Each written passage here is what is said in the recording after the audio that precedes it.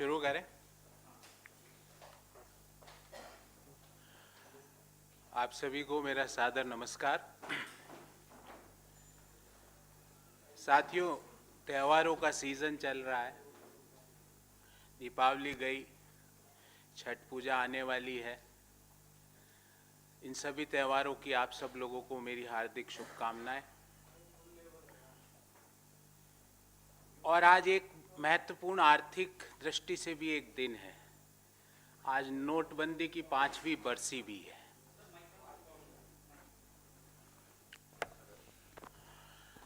आर्थिक दृष्टि से भी आज एक महत्वपूर्ण दिन है, क्योंकि आज ही का वो काला दिन था 2016 में, जब भारत की इकोनॉमी को ध्वस्त किया गया था, जिससे वो आज तक नहीं उठ पाई है।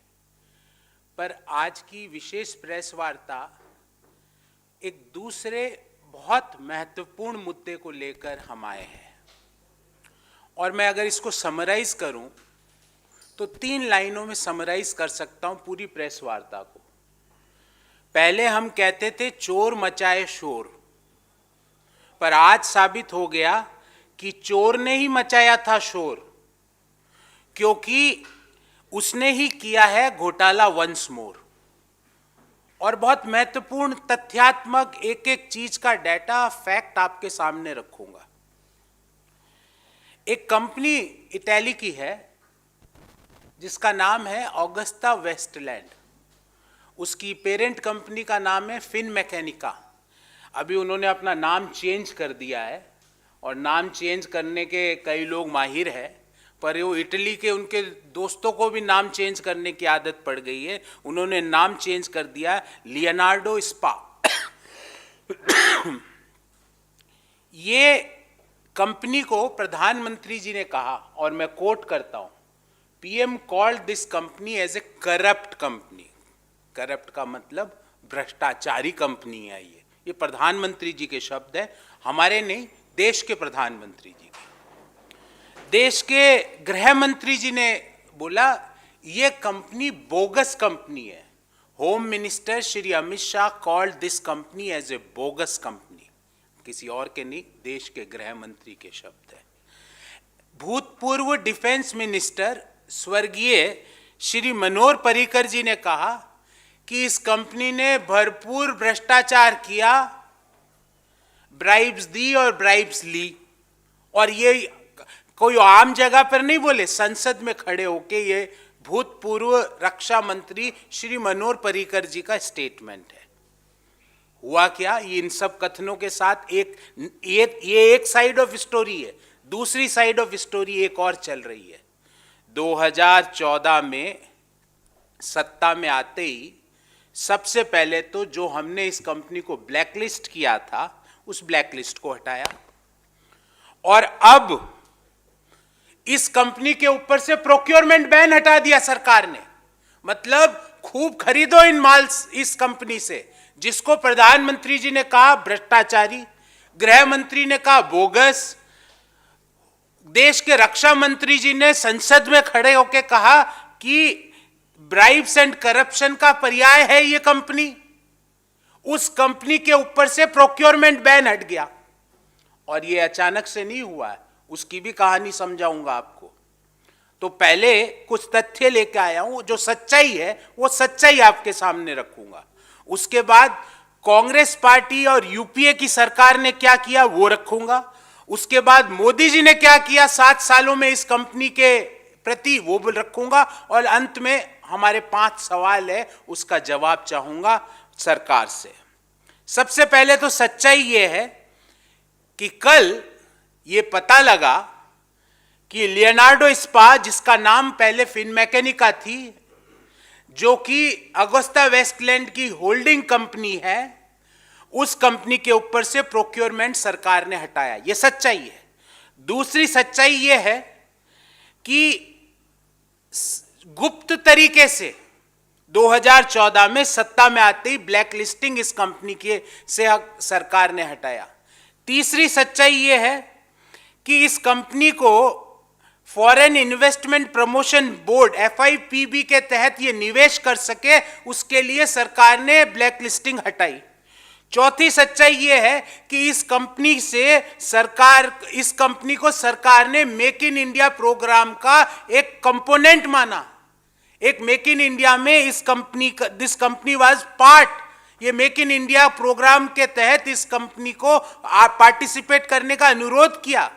और अंतिम सच्चाई ये है कि जब से मोदी जी आए, सत्ता संभाली, इस कंपनी के खिलाफ जितने भी केस थे वो सब हार गए।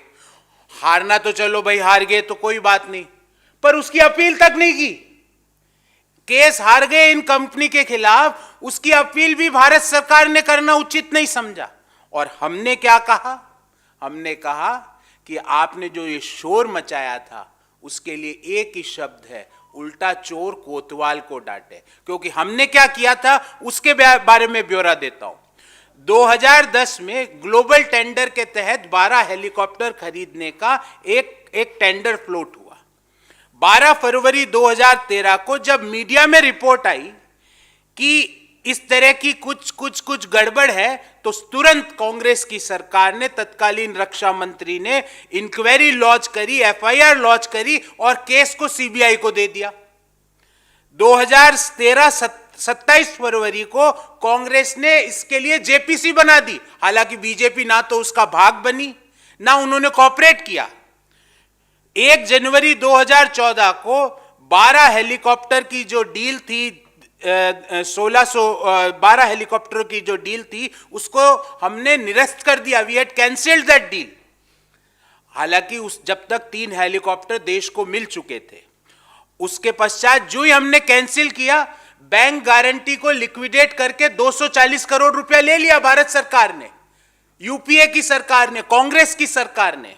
उसके पश्चात जो इंटरनेशनल गारंटी थी 228 मिलियन यूरो की, उसको हमने, वो केस हम जीते और उसको जीत के 228 million is equivalent to something around 2068 crore rupees.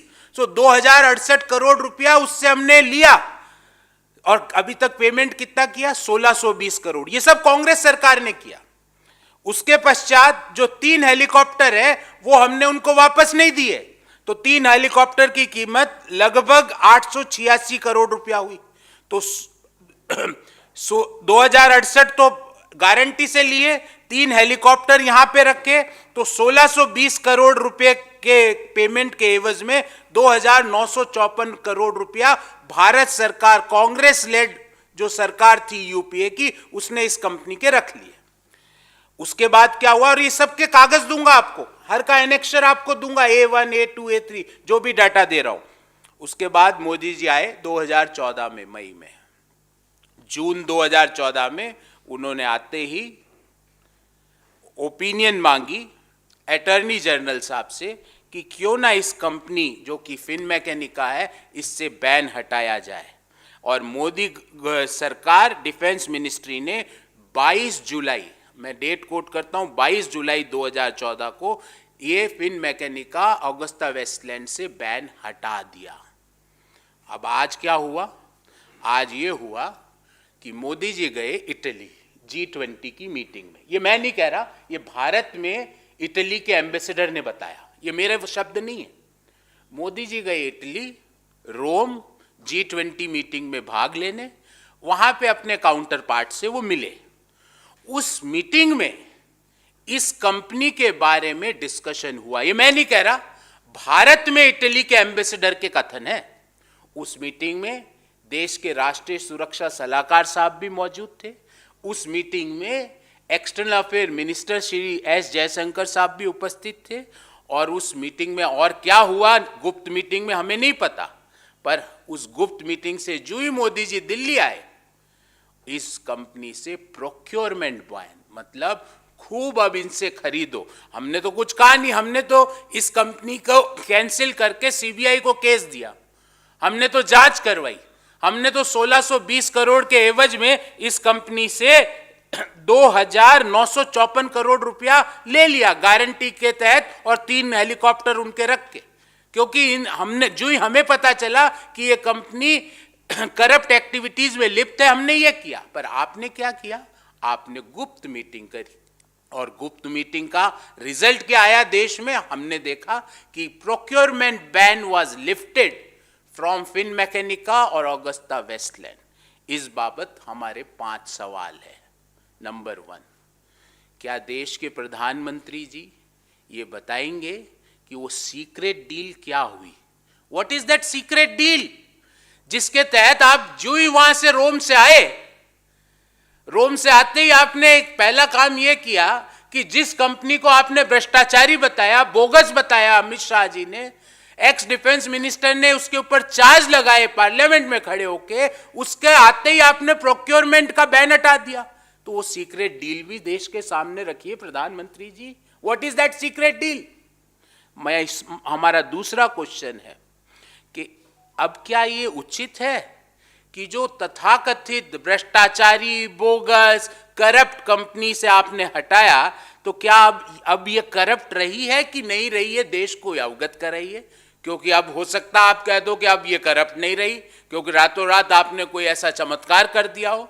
उस डील के बारे में बताइए और देश को बताइए, क्या अभी भी इनको हम करप्ट, बोगस कंपनी बोले या नहीं बोले।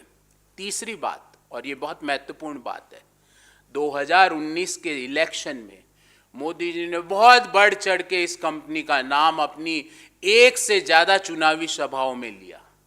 क्या मोदी जी आप देश से माफी मांगोगे अपने झूठ बोलने के लिए कि यह कंपनी भ्रष्टाचारी है? क्योंकि भ्रष्टाचारी कंपनी से तो भारत सरकार नहीं करेगी ना, उसके ऊपर लगा हुआ बैन तो नहीं उठाएगी ना। क्या आप माफी मांगोगे? क्योंकि अभी 2 सप्ताह पहले ही एक आपके षड्यंत्रकारी ने माफी मांगी देश से कि जो 2G एलोकेशन के मैंने 1,76,000 करोड़ की मनगढ़ंत कहानियां गढ़ी थी, उसके लिए विनोद राय ने माफी मांगी। तो आप भी उन्हीं के चिन्हों पे चलिए, पद चिन्हों पर। क्या आप माफी मांगेंगे कि आपने जो बोला 2019 के चुनाव में, वो सिर्फ एक चुनाव जीतने का हथकंडा था, सत्य से उसका कोई लेना देना नहीं था। चौथी बात, और ये महत्वपूर्ण बात है, कि जो इन्वेस्टिगेशन इस कंपनी के अगेंस्ट कांग्रेस ने इनिशिएट की थी, FIR सबसे पहले किसने फाइल की? कांग्रेस की सरकार ने 2014 के पूर्व। CBI को किसने इन्वॉल्व किया? कांग्रेस की सरकार ने। वो क्या अब इन्वेस्टिगेशन खत्म हो जाएगा Modi ji?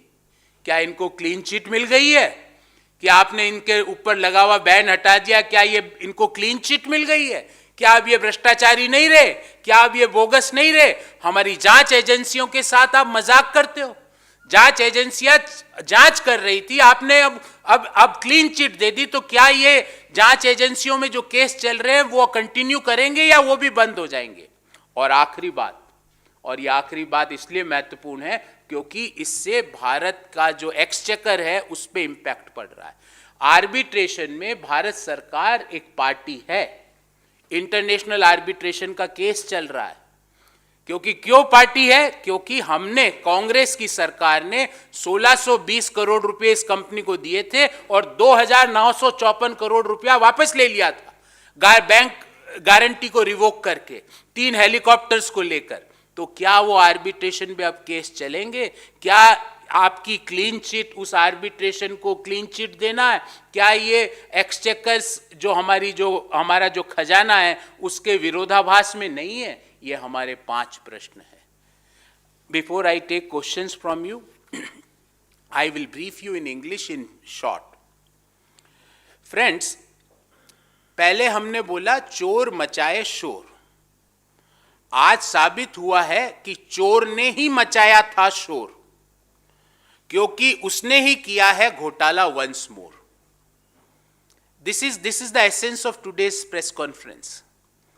PM Modi called Finmeccanica, which is a parent company of Augusta Westland, corrupt. And I quote, this is the word of Honorable Prime Minister of our country. Home Minister Shri Amit Shah called Augusta Finmeccanica as bogus company. Ex-Defense Minister Shri Parrikar ji accused it of bribes and corruption in Parliament. And first, mysteriously, the Government of India, under the Prime Ministership of Shri Narendra Modi ji, withdrew blacklisting of Augusta Westland in July 2014 and now lifted procurement ban from Augusta Westland. before I move ahead, I would like to make 5 truth statements which are having a fact behind these statements. Number first truth. PM Modi and his government lifted procurement ban on Leonardo Spa, which is earlier known as Finmeccanica, which is a parent company of Augusta Westland. Truth number 2 is that PM Modi and his government mysteriously withdraw the blacklisting of Augusta Westland. Truth number 3 is that PM Modi and his government sanctioned the investment by blacklisted firm Augusta Westland through Foreign Investment Promotion Board. This is fact number 3. The fact number 4, which is truth, that PM Modi and his government included blacklisted Augusta Westland as a part of Make in India program and even permitted it to bid for the purchase of 100 helicopters of Indian Navy. जिस company को प्रधानमंत्री जी corrupt कह रहे हैं, उसको allow कर दिया कि आओ 100 हेलीकॉप्टर इंडियन नेवी को भी बेचो. And fact number 5, that PM Modi and his government lost all the cases against Augusta Westland in international courts and didn't even file the appeals against these cases. ये संयोग है या प्रयोग, I don't know, कि आप सारे case हार गए अंतर्राष्ट्रीय न्यायालयों में और आपने उसकी अपील भी नहीं की. These are 5 facts. What the Congress-led UPA government had done, I will give you date-wise. February 2010, under a global tender, a contract to purchase 12 helicopters was allotted to Augusta Westland for rupees 3,546 crore. This was 2010. On 12th February 2013, pursuant to the media reports, the Congress-led UPA government ordered an inquiry, lodged an FIR, and handed the case to CBI. This is what we had done. Only by media reports. 27 February 2013, Congress-led UPA government proposed setting up of a JPC on Augusta Westland, but BJP refused to participate and cooperate. This is also a fact. On 1st January 2014, the Congress-led UPA government cancelled the contract to purchase 12 helicopters. Till that, rupees 1620 crore, 1620 crore had been made to Augusta and 3 helicopters were delivered to Government of India. On cancelling the contract, first of all, the bank guarantee worth rupees 240 crore of Augusta Westland deposited with Indian banks, we revoked that bank guarantee. Second thing what we did, UPA government had also filed a case against Augusta Westland in Milan court in Italy, and on 23rd May, before Modi ji took over the charge, UPA won the case for encashment of international guarantee of Augusta Westland to recover 228 million euros. And I am giving you this order and this particular 228 million details. In this fashion, Congress-led UPA government recovered a total of 2,068 crore from Augusta Westland against the payment of 1620 crore. In addition, the Congress-led UPA government had confiscated, हमने वो 3 helicopter जब्त कर लिए. We had confiscated 3 Augusta Westland helicopters, which remains in our possession. The contracted value of each helicopter was 295.5 crore. So in total, we confiscated the helicopters worth 886.5 crore rupees. So what thus UPA recovered a total of 2,068 crore from bank guarantee, plus 886.5 crore by the confiscation of the 3 helicopters from Augusta Westland against the payment of rupees 1620 crore. Now, on Congress-led UPA government had also initiated the process of blacklisting of Augusta Westland. And I am giving you the details of this. This is the 2013 circular from Ministry of Defense. In this, we had blacklisted Augusta Westland. Then what BJP did? Complicity and connivance of BJP and Modi government with Augusta Westland. And why I am saying that? Because that is also a factual, number one. After coming to power in 2014, in June 2014, what Modi ji did? He took an opinion from Attorney General to undo the banning of Augusta Westland and its parent company Finmeccanica. And based on the opinion of Attorney General, Modi government and Defense Ministry had ordered a order dated 22nd July 2014 withdrawing the blacklisting of Augusta Westland. This order also I am attaching with the press release. This is the order of 2014, July 2014. And now the new story comes in. And as per that news story, I am not giving the authenticity, but the Italian ambassador in India, as per him, PM Modi and his Italian counterpart discussed Augusta Finmeccanica issue during PM's recent visit to Rome for G20.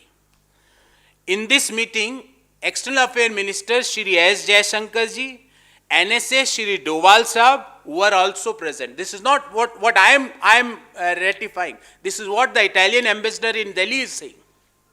Now, as a result of all these meetings, as a result of all these high-level discussion, what had happened? The procurement ban on Augusta Westland was lifted as soon as PM Modi returned from Rome to Delhi. In this regard, we have 5 questions to the Modi government and to the Modi ji himself, because he takes all the decisions. Defense Minister को तो पता भी नहीं होगा ये ban उठाए कि नहीं. Nobody knows. External Affairs Minister, what he was doing in that meeting, he might not be aware. So we have 5 questions to be answered by Modi ji. Number 1, what is the secret deal, Modi ji, you had with Italian counterpart? What is that secret deal? We want to know. Because after that discussion on Augusta Westland, when you returned back, you had lifted the ban from the procurement of from the Finmeccanica, which is a holding company of Augusta Westland. What is that secret deal? We want to know. The second question, Modi ji, is this okay to deal with a company that you and your government had called corrupt, bogus, bribe giver? Is this okay? That you are procuring from a company which you yourself called corrupt, your ministers called bogus, your defense minister called this as a bribe giver. Point number 3, does it mean, Modi ji, that a fake bogey of corruption created just before 2019 election is being given a quiet burial like what had happened 2 weeks back in 2G spectrum allocation, that Vinod Rai came in public and had made an unconditional apology? Is this similar to that? Point number 4, and the question number 4, what will happen to the investigation which was initiated by the Congress government against Augusta Finmeccanica? उस investigation का क्या होगा? आपने तो clean sheet दे दी, आपने जैसे चीन को clean sheet दी, इसको भी दे दी कि ये कुछ नहीं है, इससे खरीदो माल. And last but not least, what will happen to pending arbitration against Augusta Finmeccanica? Is this going to have a loss to Exchequer, Modi ji? Because why this is important? Because Congress-led UPA government recovered total of 2,954 crore rupees from Augusta Westland against a payment of rupees 1620 crore rupees.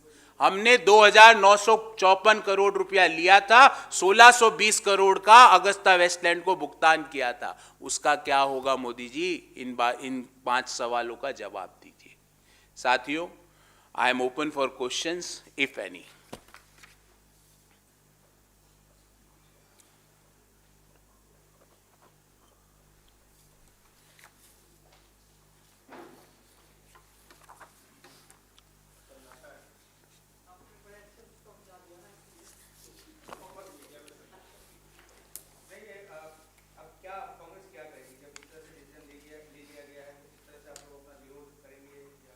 हमने जैसे ही हमें पता चला इस secret deal हो, तो हमें तो पता नहीं था. इटालियन एम्बेसडर ने बताया कि मोदी जी और इटालियन काउंटर पार्ट की मीटिंग हुई, उसमें ऑगस्टा वेस्टलैंड और फिनमेकेनिका के बारे में डिस्कशन भी हुआ, वो भी उन्होंने ही बताया. हम ये पूछना चाह रहे हैं वो सीक्रेट डील में क्या बात हुई, देश जानना चाहता है, क्योंकि वो आपने उसको करप्ट बोला था, आपने उसको बोगस बोला था, आपने उसको ब्राइब गिवर बोला था.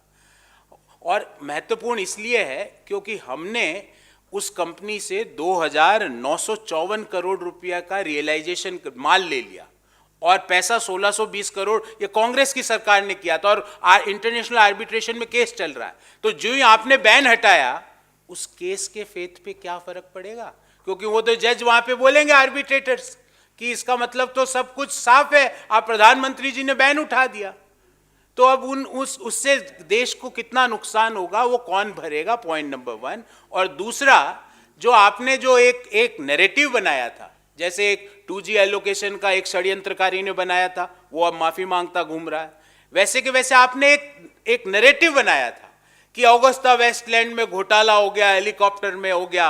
अरे FIR हमने लॉन्च की, CBI केस हमने रेफर किया, 2954 करोड़ 1620 करोड़ के भुगतान पे हमने ले लिया उससे वापस 2954 करोड़ रुपया। आपने क्या किया? आपने आते ही बैन हटाया, उसको मेक इन इंडिया का पार्ट बनाया, उसको FIPB जो फॉरेन इन्वेस्टमेंट प्रमोशन बोर्ड के अप्रूवल में ले आए, और अब तो हद कर दिया आपने। आप बोल रहे हो खूब खरीदो इनसे। तो इसका मतलब आपने जो इस कंपनी को बोला कि ये करप्ट है, गृह मंत्री अमित शाह ने बोला बोगस है, स्वर्गीय श्री पर्रिकर साहब ने बोला ये कंपनी ब्राइब देती है और ब्राइब लेती है, वो सब झूठा था। तो आपका ये सवाल कि अब आप इसको आगे कहाँ ले जाओगे, देखिए हमने इसको इस प्रोसेस स्टार्ट किया, हर लेवल पे ले जाएंगे। कहाँ कहाँ ले जाएंगे? पार्लियामेंट में भी सवाल पूछेंगे, सड़क पे भी सवाल पूछेंगे, लोगों को भी बताएंगे कि ये जिस तरह से माफ़ी वीर, एक माफ़ी वीर तो 2 सप्ताह पहले माफ़ी मांग के बैठे हैं कि मैंने जो बोला 1,76,000 करोड़ रुपया 2G करके, वो कुछ नहीं था। और ना केवल उन्होंने, जो न्यायालय था उस न्यायाधीश ने भी माना कि ये सब झूठे हैं, ये सिर्फ झूठे एलिगेशन। और किस पे लगाए? डॉक्टर मनमोहन सिंह पे। और आज ये जो अगस्ता वेस्टलैंड जो फिनमेकेनिका जो कंपनी है, उसके ऊपर बैन हटा के आपने साबित कर दिया, क्योंकि हम पहले गलत बोलते थे कि चोर मचाए शोर। सही है, चोर ने ही मचाया था शोर, क्योंकि वो करता है भ्रष्टाचार वंस मोर।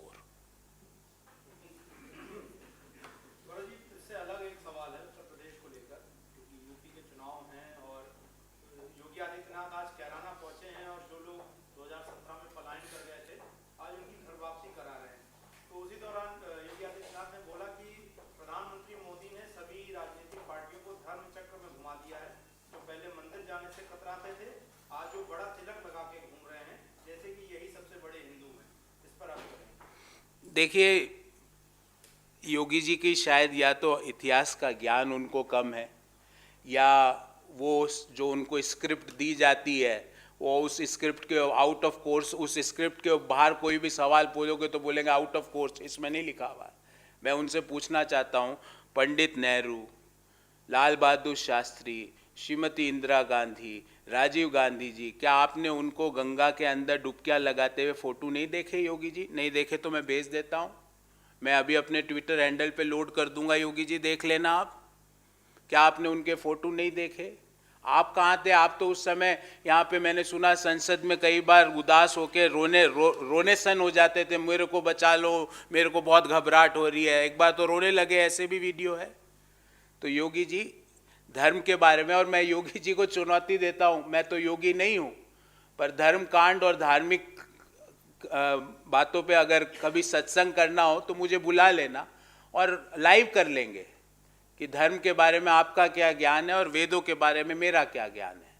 हम बात कर लेंगे उनसे कि भाई वेदों के बारे में आप क्या जानते हो। तो इस तरह की बातें करना एक योगी को शोभा नहीं देता। योगी जी वो समय याद कीजिए, 6 महीने पुरानी बात है, सरयू और गंगा के अंदर जब लाशें तैर रही थी, आपने उस दिन शाम का भोजन किया था कि नहीं किया था, और किया था तो किस मुंह से किया था?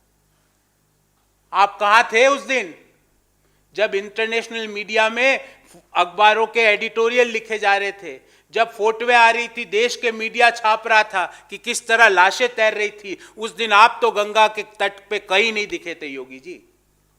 आप कहां थे जब लोग लखनऊ में, कानपुर में, गोरखपुर में सिलेंडर के लिए घर घर घूम रहे थे और मर रहे थे तड़प तड़प के? आप कहां थे? आप कहां थे योगी जी जब गोरखपुर में खुलेआम व्यापारी को गोली मार दी थी? आप कहां थे योगी जी जब लखनऊ में एक आईटी कंपनी के एग्जीक्यूटिव को गोली मार दी थी। आप कहाँ थे योगी जी जब लखीमपुर में किसानों के बच्चों को जीप के तले रौंदा गया? आप कहाँ थे योगी जी जब एक छोटी बच्ची के साथ दुष्कर्म किया गया और उसकी लाश को रात को 12 बजे केरोसिन छिड़क के जलाया गया? उस दिन आप कहाँ थे योगी जी? कहाँ थे आप क्या कर रहे थे? मैं आपको सलाह दूंगा योगी जी कि सबसे पहले हनुमान जी के सामने जाए और अपने पापों के प्रायश्चित के लिए उनसे माफ़ी मांगे, क्योंकि आपने हनुमान जी की जातियों बताने का भी पाप किया। फिर उसके बाद प्रभु श्री राम के सामने जाएं और क्योंकि पहले हनुमान के बिना आप राम जी से बात नहीं कर सकते, तो पहले हनुमान जी से अपने पापों के प्रायश्चित के लिए क्षमा याचना करें। फिर प्रभु श्री राम दरबार के सामने जाएं और वहाँ पे अपने पापों, क्योंकि आपने पाप किया, लोगों की आप जान की रक्षा नहीं कर पाए, लोगों की जो बीमार लोगों को आप उपचार नहीं दे पाए, क्योंकि आप सत्ता में थे, आप राजा की भूमिका में थे। फिर प्रभु श्री राम से माफ़ी मांगे और उसके बाद मेरे से सवाल पूछे तो मैं आपको जवाब दे दूंगा और हर सवाल का जवाब आप ही के लहजे में दूंगा। संक्षेप में जवाब चाहता हूं, योगी का जो कैराना विजिट है उसी को लेकर एक बार फिर हिंदू कार्ड बनाने की कोशिश कर रहे हैं। जो परिवारों ने कथित तौर पर पलायन किया था उनकी वापसी करवाई है और कहा है कि पिछली सरकारों में राजनीतिक अपराधीकरण किया गया और हिंदुओं को प्रताड़ित कर घर छोड़ने पर मजबूर किया गया। इस पर पॉइंटेड जवाब कि योगी की ये जो पॉलिटिक्स है इसको कांग्रेस कैसे देखती है और कांग्रेस के पास क्या कोई तरीका है इसको काउंटर करने के लिए? देखिए, कांग्रेस पार्टी की विचारधारा और कांग्रेस पार्टी का नेतृत्व पॉलिटिक्स ऑफ गवर्नेंस करता है।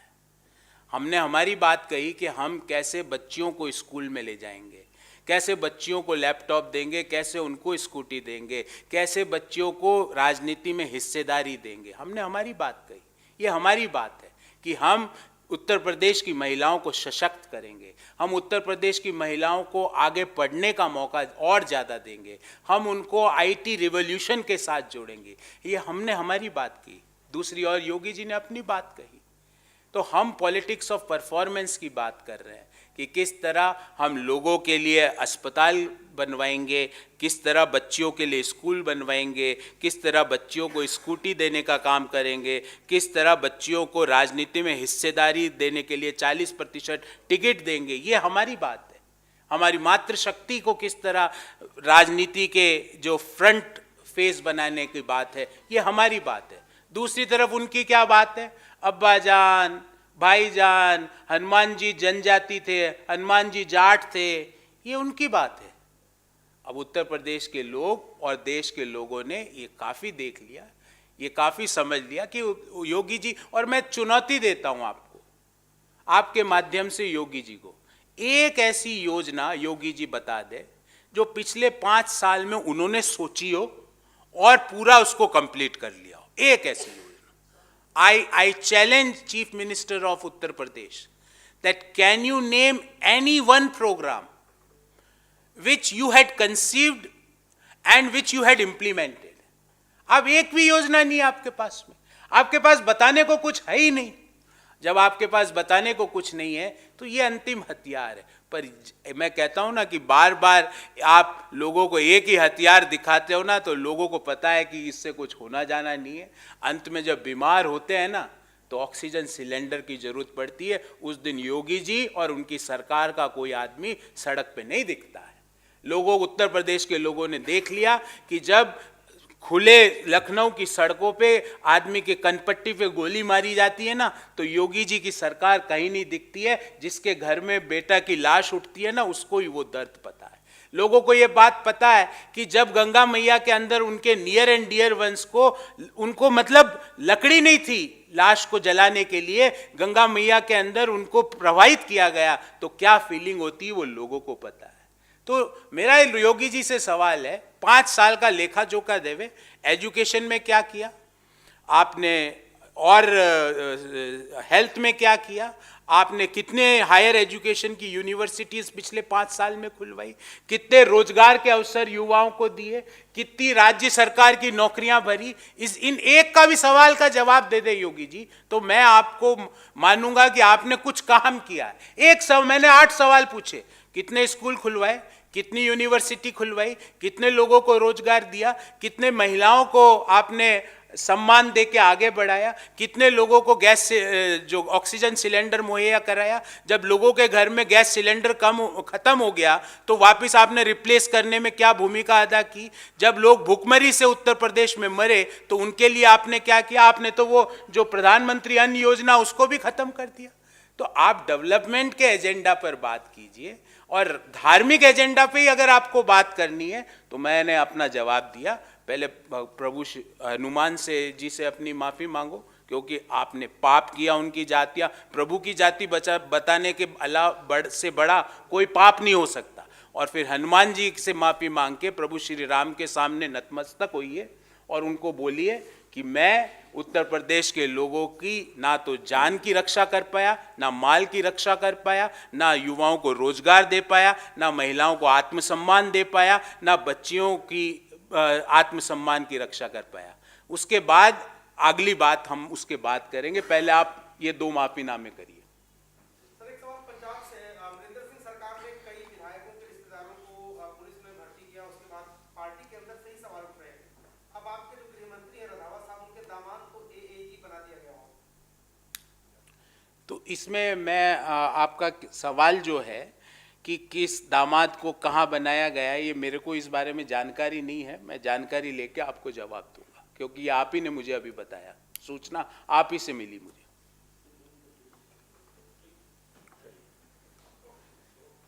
Yes ma'am, please.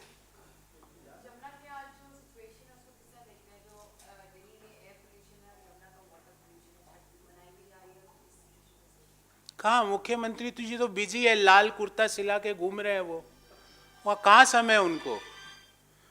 वो लाल कुर्ता अभी तक वो मखमल का कुर्ता है, सिल्क का, वो पहन के घूम रहे हैं मुख्यमंत्री जी। प्रोटोटाइप बनाया उन्होंने।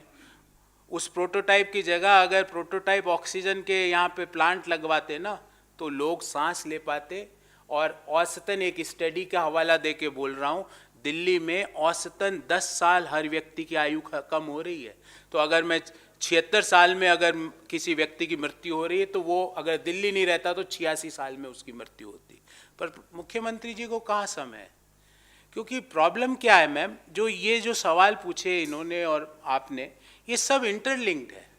क्योंकि गवर्नेंस पे मुख्यमंत्री जी को लग रहा है जब मेरा जो होल्डिंग कंपनी है वो भी गवर्नेंस पे बात नहीं कर रही तो सब्सिडरी क्यों करेगी? होल्डिंग कंपनी का मतलब बीजेपी, तो सब्सिडरी तो वही सीखती है ना जो होल्डिंग करती है। होल्डिंग उन्होंने देखा होल्डिंग में भी कोई नहीं कर रहा, ना वो जवाब देते हैं। देखिए, भक्ति भाव, दीपावली, ये सब हमारे लिए महत्वपूर्ण है, बहुत महत्वपूर्ण है। पर आपका जो प्रमुख काम है ना, क्योंकि भक्ति भाव तो मैं भी कर रहा हूँ, आप भी कर रहे हैं, देश का हर व्यक्ति कर रहा है। पर आप दीपावली के दिन लोग सांस कैसे ले पाए? मुख्यमंत्री जी आप क्या कर रहे थे उस दिन? इतिहास देख रहा है आपको।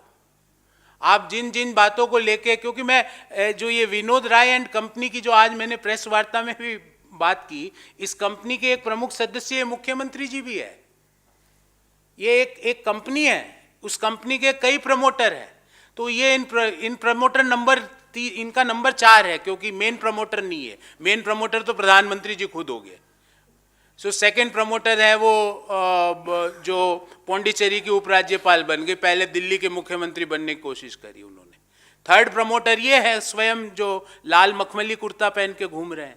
तो इन थर्ड प्रमोटर से मैं पूछना चाहता हूं कि प्रमोटर साहब, वो एक जन लोकपाल का बड़ा एक बहुत सब लोग सुनते थे लोकपाल आ जाएगा, लोकपाल का क्या हुआ? प्रमोटर साहब बताइए ना, कितने केस गए लोकपाल के अंदर, क्या क्या लोगों को उसमें बेनिफिट मिला, ये देश को और दिल्ली के लोगों को बताइए। पर all said and done, on a very sincere note, I will say, and I will urge and I will request to the Chief Minister of Delhi and the Environment Minister of Government of India that please sit together. This is a killing air. You can't breathe. ये air लोगों को मार रही है, आप सांस नहीं ले सकते। जो निम्न आय वर्गीय लोग, जो जिनके पास क्लोज्ड चैम्बर्स नहीं है, वो कैसे सांस ले रहे होंगे और उनका कितना कार्बन एमिशन उनके लंग्स में जा रहा होगा, ये बहुत महत्वपूर्ण। लोगों की जान से खिलवाड़ करने का आपको कोई अधिकार नहीं है।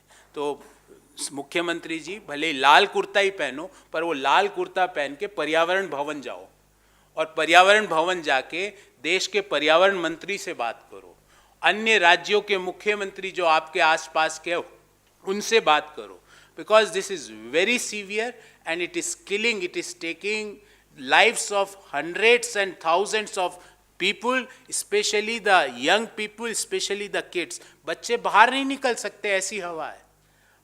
आप और मैं अगर 1.5 घंटा अगर बाहर जाके खड़े हो जाएं, आंखों में जलन चालू हो जाएगी। आप ट्राई कर लीजिए। तो इसलिए ये बड़ी सीरियस इश्यू है, इसमें कुछ करिए। आपने बहुत नौटंकियां करी है होल्डिंग कंपनी से सीख के, कुछ काम भी कुछ तो कर लीजिए, ताकि कुछ मतलब ये इससे ज्यादा बदतर स्थिति दिल्ली के लोगों की कभी नहीं हो सकती। Thank you.